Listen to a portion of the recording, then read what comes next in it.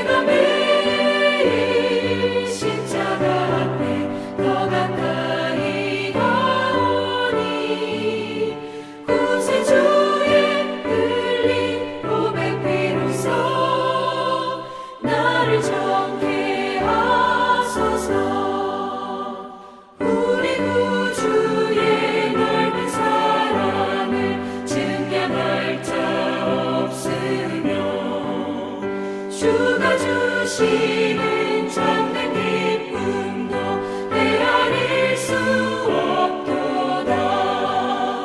내가 매일 십자가 앞에 더 가까이 가오니 구세주의 흘린 고백 비로소 나를 정케 하소서.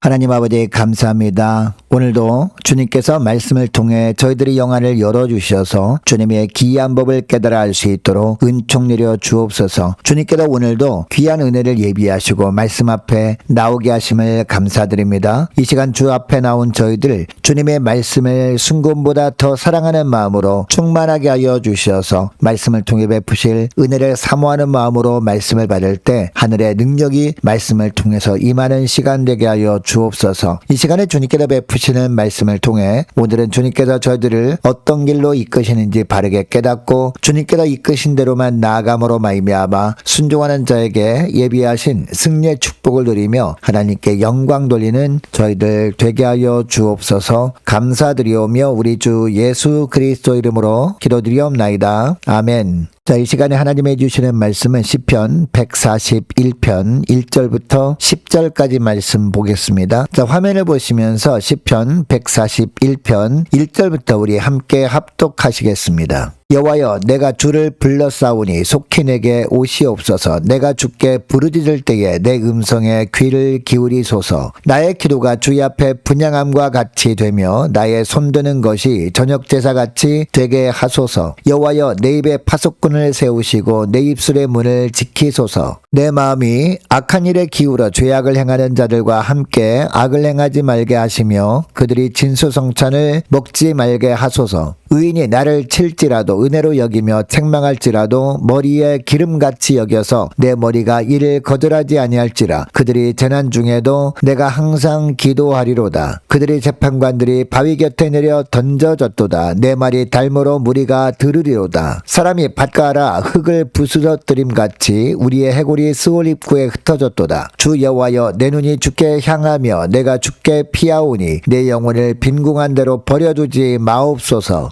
나를 지키사 그들이 나를 잡으려고 놓은 올무와 악을 행하는 자들의 함정에서 벗어나게 하옵소서. 악에는 자기 그물에 걸리게 하시고 나만은 온전히 면하게 하소서. 아멘. 여러분 우리가 살다 보면 누구도 감당 못할 비참한 환경을 만날 때가 있습니다. 그러나 이런 때도 여전한 모습으로 하나님을 향해 기도하는 것, 이것이 믿음입니다. 오늘 봄에 나오는 다윗이 이런 믿음의 사람이었습니다. 다윗은 굉장히 심령의 가난한 가운데 있었습니다. 울물을 치고 함정을 파놓은 악인들에게 쫓기고 있는 상황이었기 때문이었습니다. 어떻게 보면 주변 사람들이 볼 때 태평하게 기도나 하고 있을 때가 아닌 것처럼 보입니다. 정신을 바짝 차리고 있어야 위험한 순간이 올 때마다 피할 수 있을 것 같은 그런 상황입니다. 그러나 다윗의 생각은 달랐습니다. 다급한 상황일수록 더욱 기도만큼은 미룰 수도 없고 생략할 수도 없다라고 생각을 한 겁니다. 여러분 다윗이 어떻게 이런 삶을 살 수 있었을까요? 가장 안전한 피난처는 하나님 품 안이라는 것을 체험적으로 알고 있었기 때문입니다. 정말 어려운 순간마다 그래서 다윗은 하나님께 기도로 나아갔습니다. 그러면 그때마다 하나님은 다윗의 진정한 피난처가 되어주셨습니다. 여러분 다윗의 기도를 들으신 하나님, 다윗을 위험에서 건져주신 하나님은 우리에게도 유일한 피난처 되어주십니다. 어떤 환경에서도 하나님을 향한 기도의 줄을 더욱 굳게 붙잡는 저와 여러분 되시기를 축복합니다. 여러분 그러면 하나님을 향해 우리는 어떤 기도를 올려드려야 하는 것일까요? 첫째로 간절한 기도입니다. 여러분 다윗의 삶을 보면 매 순간 생명의 위태로운 절박한 상황의 연속이었습니다. 이런 상황에서 다윗은 어떻게 기도합니까? 2절 말씀을 보시기 바랍니다. 나의 기도가 주의 앞에 분향함과 같이 되며 나의 손드는 것이 저녁 제사같이 되게 하옵소서라고 합니다. 매일 아침과 저녁에 성전에서 하나님께 드리던 상번제를 드리는 마음으로 매일 아침과 저녁에 하나님께 나아가 기도하겠다는 겁니다. 이렇게 기도할 때 하나님께서 제사장들의 상번제로 하나님께 나와 성전에 있는 등잔불에 불을 붙일 때 연기가 올라가는 것처럼 자신의 기도도 하나님께 올려지게 해달라고 간구하고 있습니다. 여러분 다윗이 이처럼 아침 저녁으로 기도할 때 사정을 핑계로 대충 드리지 않았습니다. 하나님께서 기도에 응답해 주실 것에 대한 간절함 가지고 간구했습니다. 이런 모습을 주님이 보시고 다윗의 일생을 책임져 주신 줄 믿으시기 바랍니다. 여러분 감당하지 못할 어려움 가운데 있습니까? 이때 주님이 우리에게 원하시는 것은요, 날마다 아침과 저녁으로 주 앞에 나와 간절함 가지고 주를 찾는 겁니다. 그러면 나머지는 주님께서 하시겠다고 하십니다. 여러분 이것을 기억하시고 주님을 향한 간절함을 회복하시는 저와 여러분 되시기를 축복합니다. 둘째로 자신을 살피는 기도입니다. 여러분 오늘 본문에 보면 다윗은 단순히 대적들을 물리쳐 달라는 기도만 하고 있지 않습니다. 자 4절 말씀을 보시기 바랍니다. 자 4절 말씀을 보니까 내 마음이 악한 일에 기울어 죄악을 행하는 자들과 함께 악을 행하지 말게 하시며 그들이 진수성찬을 먹지 말게 하소서라고 합니다. 자신도 다른 누구에게 부당하게 대하지 않았는지 돌아보고 있습니다. 그리고 앞으로도 그런 일을 결코 하지 않도록 하기 위해서 기도하는데 3절에 보면 어떤 기도를 합니까? 여호와여 내 입에 파수꾼을 세우시고 내 입술의 문을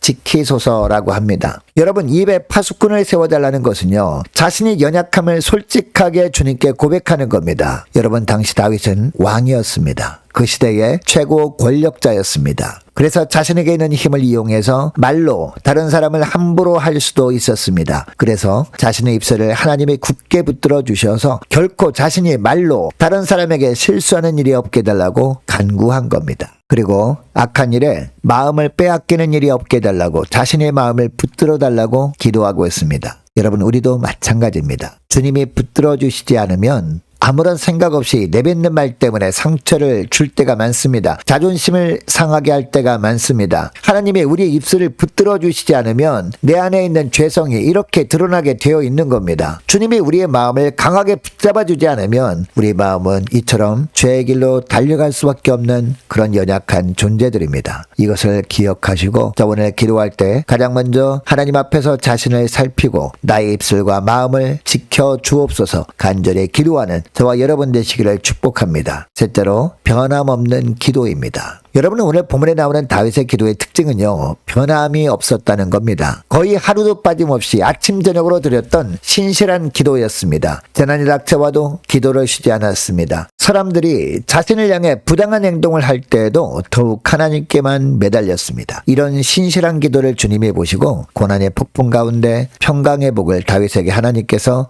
허락하신 줄 믿으시기 바랍니다. 억울한 상황 속에서도 지각에 뛰어난 하나님의 평강이 마음과 생각을 지켜주시는 은총을 다윗은 경험하게 되었습니다. 여러분, 우리가 기도의 자리를 지키면 그 다음부터는 그 기도가 우리를 지킬 겁니다. 여러분, 우리가 주님 앞에 나올 때는요, 두려움을 가지고 나옵니다. 염려와 근심 가득 가지고 나옵니다. 그러나 깊이 기도하다 보면 어느새 마음 가운데 평강이 임하면서 두려움과 근심과 걱정이 다 사라집니다. 그러나 또 세상살이에 시달리다 보면 다시 어느새 미래를 두려워하면서 염려하는 우리의 모습을 발견하게 됩니다. 그래서 주님은 근신하라, 깨어라 라고 말씀하시는 겁니다. 쉼 없이 깨어 기도함으로 두려움과 근심 걱정이 우리 마음에 들어올 틈을 주지 말라라는 겁니다. 이렇게 기도하는 삶이 우리를 바른 길로 인도하는 줄 믿으시기 바랍니다. 여러분, 기도는요, 하나님과 소통하는 겁니다. 하나님과의 소통이 형통의 비결인 줄 믿습니다. 그러나 하나님과의 불통은 망하는 비결입니다. 자, 오늘 말씀을 기억하고 이 시간에 기도할 때 이렇게 기도했으면 좋겠습니다. 하나님, 입술에 파수꾼을 세워주시고 저들의 심령들을 붙잡아 달라고 함께 기도하길 원하고 간절함 가지고 늘 기도할 때마다 먼저 저 자신을 살피는 기도를 하게 하시고 쉬지 않고 기도함으로 하나님과 늘 소통할 때 주님께서 형통의 복을 허락하여 주옵소서. 간절히 기도하는 이 새벽 될 수 있기를 축복합니다. 계속해서 기도하기를 원하는 것은 내일 저녁에 있을 성탄 전야 예배와 그리고 성탄 발표회 그리고 선물 나누기를 위해서 그리고 모레 성탄절 예배를 위해서 함께 이 시간에 기도하기를 원합니다. 각 구역 식구들과 자녀들을 위해서 또한 새롭게 선출된 2026년 임력원들을 위해서 오래 세워진 일꾼들 마지막 날까지 충성하도록 도와달라고 함께 기도하기를 원하고 교회 재정을 위해서 유초등부 중고등부 청년부와 남녀 전도회와 각 구역을 위해서 함께 기도하기를 원합니다. 또한 많은 환우들이 있습니다. 환우들을 위해서 기도해 주시기 바라고 임광빈 목사님, 이방길 성도님 아버님 빠른 회복을 위해서 정혜성 집사님 부부 수술 준비 가운데 하나님의 은혜를 부어달라고 함께 기도하기를 원합니다. 취업을 앞둔 우리 청년들을 위해서 선교사님들 가정들과 나라와 민족을 위해서 그리고 우리 교회 앞날을 위해서 저와 여러분이 가지고 나온 기도 제목을 놓고 우리 함께 이 시간에 기도하길 원합니다. 기도하겠습니다.